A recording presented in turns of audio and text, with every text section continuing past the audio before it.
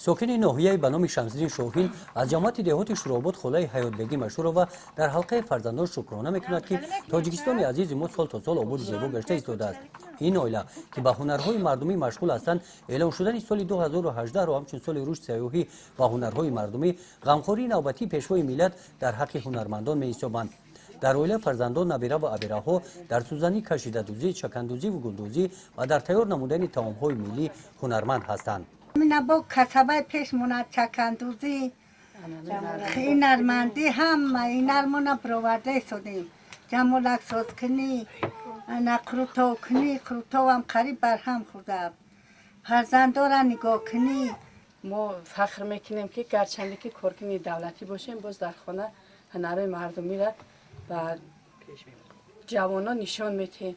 ما شاگرد داریم در پیشمان، چکنی میدوزیم، کروچاکی میدوزیم، قلم میزنیم. و جوانان ما امروز تکیه داریم، جوانان را میگیم که همین هنرها را ای دست ندیان بموزن پیش برن این هنرها را. بخشیده به اعلام شدن سال 2018 سال رشد سیاحی و هنرهای مردمی در مرکز ناحیه به نام شمس‌الدین شاهین با اقدام شعبه اگنتی مهنت و شغل اهالی نمایش هنرهای مردمی دایر گردید.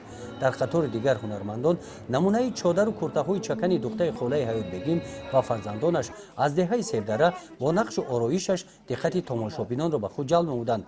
نقش‌هایی که در کرته و تاقی چکن گلدوزی شدند، آن را زنان قلم زده مضمون بلند دارند. اینا که ما که هنرهایی که ما داشتیم اول به دخترایشون میتونیم قلم زنی، نقش دوزی، آخی نامپزی، آخی تمام کاکل ساز کنی، همه را ما میخواهیم که به جوانان نشان دهیم که آینده همین هنری خلق تاجیک ما از بین نروه. این نوع سوزنی ها را جوانان قراقی نام میبرند. اصلا باشد تاجیکان کوهستان این نوع سوزنی را در گذشته ترکی میگفتند. بیبی و مادر خولای حیات بیگم 150 سال پیش ترکی میدوختند.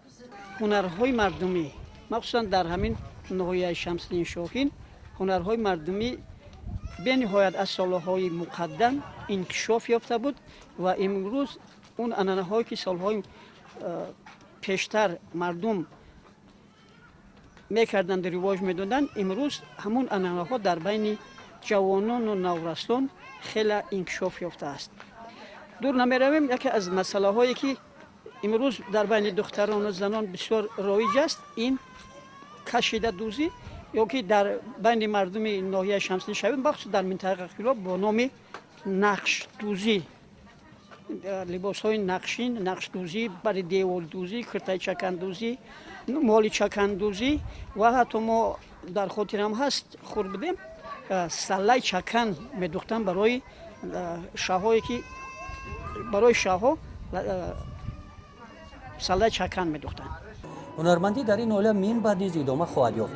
نسل جوان علاقه این هنرها را از خود نمودند. ما هنرهای مردمی را از مادر کلان خود یاد گرفتیم. در برابر دانشجو بودنمان باز هنرهای گلدوزی، کشیده دوزی، چکندوزی را از آن آموخته ایم و خوراک‌های ملی را از مادر کلان آموخته ایم که در آینده به ما یاری دهند. توجه حکومت جمهوری به هنرهای مردمی، تشکل و برقرار ساختن شعور نوی تاریخی و فرهنگی جامعه در عرصه تجلیل 30 سالگی استقلالیت دولتی پورا انسان‌پرورانه میباشد. خولای حیات بیگم با این وسیله هنرمندان نامدار گذشته را یاد آورده از هنری والای آنها به فرزندانش نقل‌ها میکند. گزارش خواجه نظریف خدای نظر ظهوروف از ناحیه به نام شمس‌الدین شاهین برای برنامه اطلاعاتی نوید.